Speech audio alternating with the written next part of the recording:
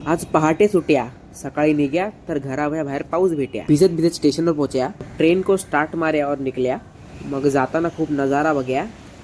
परत दरवाजे पे आके भी नजारा देख्या. डोंगरावर पण नुसतं धुकाच धुका होया. प्रवास करून थक्या तर खोपोली पोहोच्या. परत पुढे चालत जाऊन मठात पोहोच्या. कुत्र्याने माझं स्वागत कर्या. मग आतमध्ये येऊन पण नजारा बघ्या.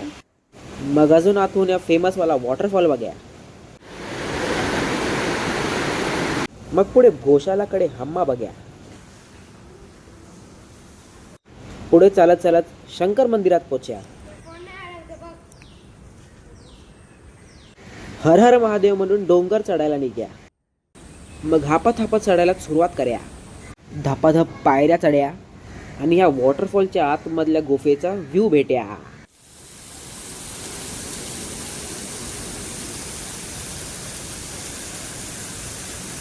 मग परत धपाधप डोंगरातून खाली उतऱ्या आणि इकडे बुबूकडे येऊन बस्या. बाकी चला बाई, संपला ब्लॉग. पुढच्या ब्लॉगमध्ये भेटूया.